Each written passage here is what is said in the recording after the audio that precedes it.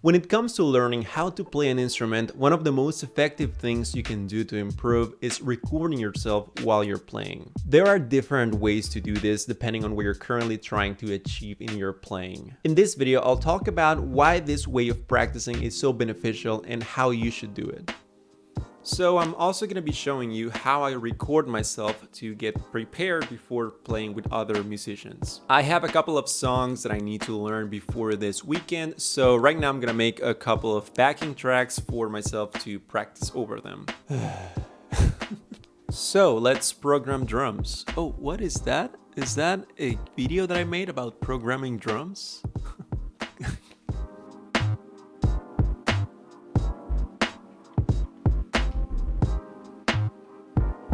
The first time I heard about this was back when I was in music school. I'm pretty sure more than one professor talked about this at some point, but I remember specifically one time my guitar teacher talked to me about this. I must have been struggling with a piece, as always, and he suggested that I use my phone to record a voice note of myself playing the piece. He told me that when you listen back to your own recordings, you notice a lot of stuff that you're not aware of while you're playing. And he was right, as he usually was. When you're playing an instrument, you're juggling a bunch of stuff. The fingerings, the melody, timekeeping, harmony, but you can't actually think about all of them at the same time. So you're constantly switching your focus between all of them. When you listen back, you can notice that, for example, there might be a section where you're neglecting the tempo. You might be speeding up or slowing down. Maybe there's a part where your tone is horrible,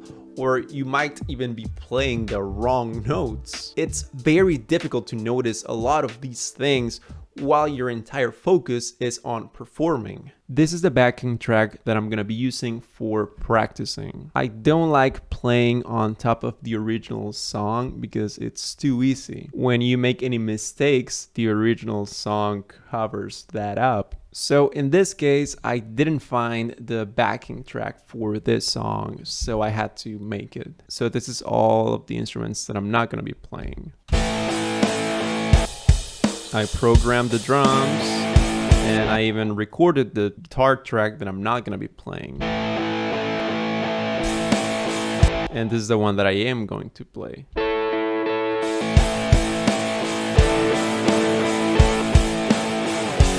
So this allows me to get used to playing on top of what I'm actually going to be playing on top of for the rehearsal. The other great benefit of recording yourself is the pressure. It's kind of similar to the pressure you feel when you play live, although for me personally, playing live is much more difficult. Many musicians would say that playing live is actually the best way to improve, but I almost can't compare them. They're totally different. Like my guitar teacher used to tell me, the stage is a monster. Playing live is a totally different skill to develop. I'm not gonna talk about that. However, being recorded has that effect that's similar to stage fright. If you've ever been in a recording studio, or even if you record music by yourself at home, you know what I'm talking about. One of my best friends told me that his guitar teacher told him to hire someone to record him professionally in audio and video. My friend was super prepared. He wasn't making any mistakes while practicing. But when the camera started rolling, everything fell apart. The point was precisely that, to feel the pressure of the microphones in the camera and be aware that it has to be done today no matter what while you're playing. So you have to prepare yourself for that pressure. And then feeling that pressure while you're playing is something that you will learn a lot from. And he hired me to record him, so that was good for my wallet. I'm also gonna try to sing vocal harmonies. So this process that I'm following is especially important for harmonies. Here I have my friend's part, which I recorded, and my harmony. It's time that you stay alone. With lots of pitch correction. Nothing I don't know. So I do this first of all because I like hearing my harmony over and over so I can memorize my melody. Time that you stay alone. And it's essential for me to practice singing that harmony on top of the main melody because I struggle sometimes to sing a harmony part without starting to sing the main melody. I need to really focus to stay in the harmony and keep singing my own melody. So I have this one as well. It's time that you stay low.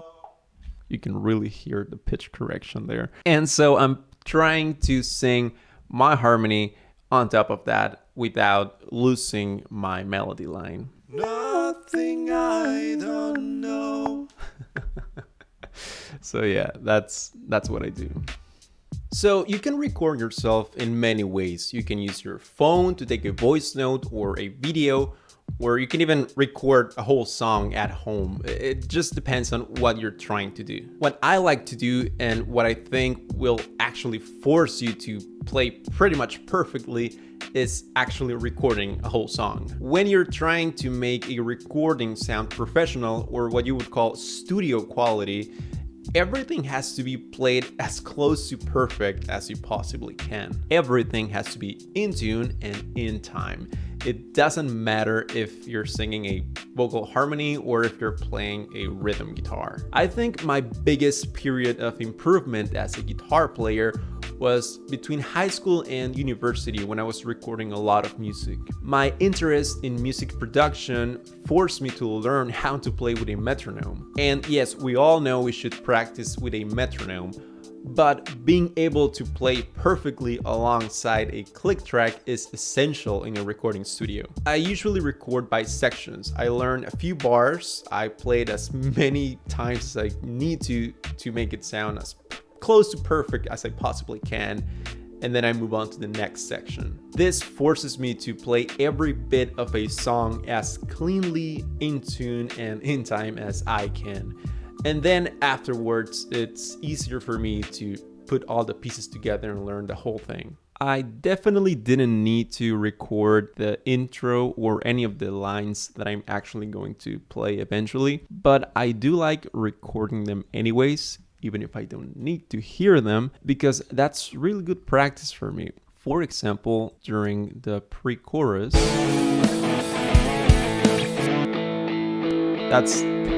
that's the one that I'm not going to play, but I also have this one on top of it.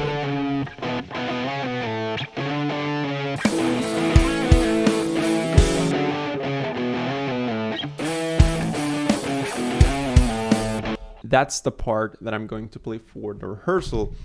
And it was really difficult. So it was really good for me to record it because it took many takes to get it right. Those rhythms are really tricky. So by recording it, I was able to notice how off I was. Now that I was able to record it and pretty much nail it, I know that I'm ready for the rehearsal.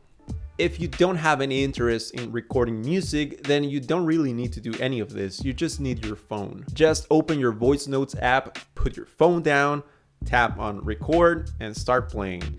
Then listen afterwards, and I promise you that you will notice at least something. At least one thing that you didn't notice before in your playing. It can be very depressing to realize that you suck, that you sound awful, but it's okay. It's part of the process. You have to sound bad at some point. That's necessary. You need to sound bad in order to sound better. It will hurt your ego like it always hurts mine, but now you will know what you need to work on.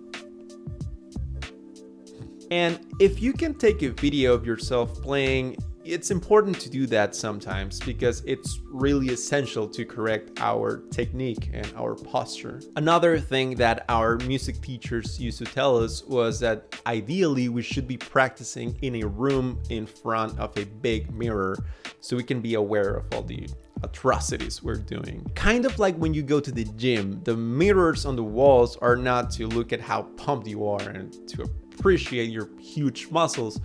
They are there so you can watch your form and you don't hurt yourself. Playing an instrument can be very physical. There's an athletic element to it. and you should be aware of what you're doing with your body. If you're interested in learning the basics of music theory, you can download my free PDF guide. The link is down in the description. I think it's very interesting how being recorded can have such a big effect in our performance. The same thing happens to me when I play tennis or when I turn on this camera to make these videos. When I'm reading my script out loud, everything is fine, but as soon as I start filming, I can't even speak English anymore. It's horrible. Also, you may have noticed earlier that I have 2 keyboards. That's because my laptop keyboard doesn't work, so I had to buy one. And for anyone who cares, my plant died. So yeah. Let me know if you think I should try it again or if I should just stop. Anyways, I hope this video was helpful. If you liked it, please give it a like and consider subscribing. Thank you for watching, and I'll see you next time.